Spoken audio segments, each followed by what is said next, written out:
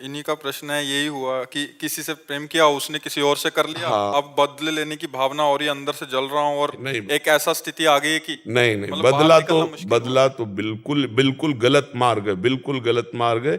चुपचाप सह जाओ और अपनी गलती मानो, अपनी गलती मानो कि हम बिना पहचान किए, बिना परिचय किए इस तरह से दिल फेंक तमाशा देख डाला। नहीं तो किसी से प्यार करने के पहले कुछ दिन तटस्थ भूमिका निभाओ, देखो व्यक्ति का स्वभाव क्या है। केवल वो तुम्हारा शोषण करना चाहता है कि प्यार करता है? वो जो तुरंत हमारे आकर्षण में आकर तुरंत हैवी प्यार दिखाने लगे, समझ लो ये व्यक्ति प्यार नहीं कर रहा, ये केवल वासना का भूत है, अपने भूत मिटाना चाहता है, चाहे लड़की हो चाहे लड़का हो। हम प्यार करने के लिए कभी मना नहीं करते, लेकिन किसी एक को चयन करो और आजीवन निर्वाह करो, तब तो तुम्हारा प्यार पवित्र और सुरक्षित माना जाएगा। आज कल परसों नरसों, इसे जानते हो क्या कहते हैं? व्यभिचार। जो कई पुरुषों से संबंध रखे उसे क्या कहते थे हमारे समाज में?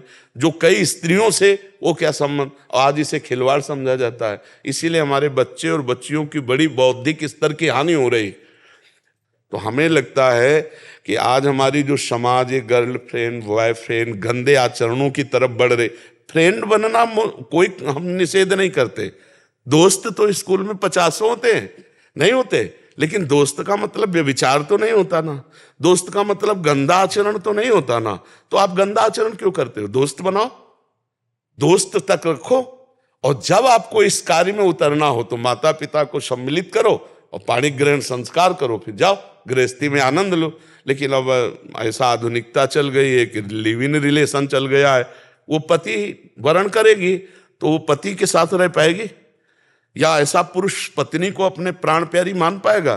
तो अब जब ये नहीं होगा तो कलह अशांति और सब बढ़ता ही चला जाएगा। अब भोगों में सुख है नहीं। अब नए नए बच्चे जब भोगों में उतरते हैं तो सुखानुभूति होती नहीं है, तो फिर व्यसन करते हैं, ड्रग्स है, गांजा है, चिले, ये सब जीवन बर्बाद हो रहा है। तो आप लोग जैसे विज्ञ जन हैं, संभालो हमारी नई पीढ़ी को। हम महाराज जी, ये भी बहुत बड़ा कारण हो जाता है कि फिर शरीर को नष्ट करने का, कि अभी रहा नहीं गया, मानसिक तनाव से हाँ बाहर नहीं बहुत, आ पाए, बिल्कुल फिर हाँ एक बहुत। ऐसा नहीं, हम फिर समझ रहे हैं, हम उसमें घुस के समझ रहे हैं। जैसे बच्चे बात करते हैं ना, तो इनके हम दिमाग में घुसते हैं, इनके दिल से दिल मिलाते हैं, तब छरछरा उठता है कि यार इसकी स्थिति क्या होगी, क्या हो। अब एक कोमल हृदय, मतलब सरल हृदय, चाहे लड़की को चाहे लड़के को, अब नई अवस्था है, अब उन्होंने दे दिया, अब वो तो जी जान से प्यार करता, वो देख रहा उसके साथ हंस रही, उसके साथ बात कर रही, अब वो कह रहा है तुम उसके साथ क्यों बात कर रहे, तो क्या तुमने हमें खरीद लिया है क्या? अब उसके जो हृदय में बीतती है, क्योंकि उसने आसक्ति कर लिया ना। आसक्ति का मतलब होता कर लिया, अब वापस होना मुश्किल है। जैसे दलदल में फंस गया, निकलना मुश्किल है। अब वो आसक्ति से पीड़ित है, तो नशा करे और नशे में अपने को व्यतीत करे तो फिर और परेशानी होती।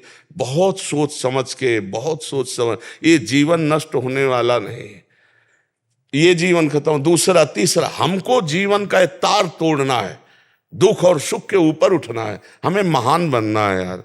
इसलिए नाम जप करो, और ये कभी ये तो सोचना मत, बुरा स्वप्न मान के छोड़ दो, कभी सामने भी दिखाई दे तो मत, कभी नहीं, ऐसा कभी मत करना, नहीं जीवन बर्बाद हो जाएगा, जेल भोगोगे, नरक जाओगे।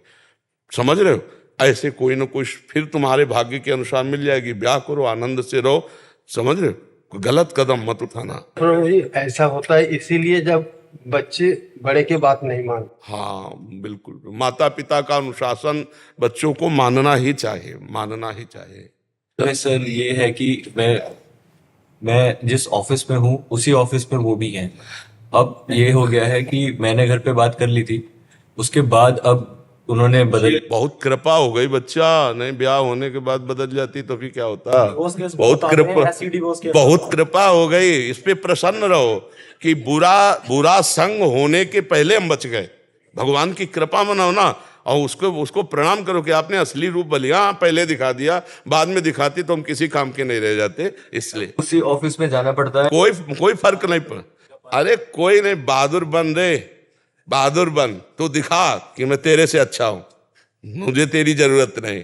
और जब दोस्त हंसे तो तुम भी हंस दो यार, पागलों के बीच में हंसने में क्या जाता है?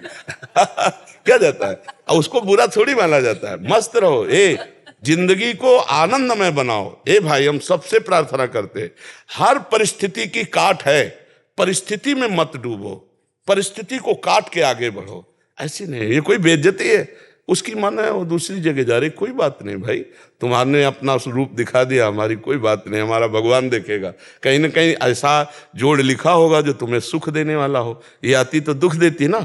आनंदित रहो, भगवान के भरोसे रहो और नाम जप करो, कभी कुछ गलत मत करना। उसको भी जब प्यार से देखो ना तो मन से प्रणाम करो कि अच्छा हुआ प्रभु ने आपका रूप दिखा दिया, नहीं तो पीछे मुझे बहुत धोखा होता। ऐसा किसी का हित, ये जैसे बच्चे सोचते हैं मेरी नहीं हुई तो किसी के नहीं होने देंगे, ऐसे लोग सोचते हैं ना, तो फिर वो क्या करते, वो जेल से थे, वो भी जेल में जाते, वो किसी के नहीं होते।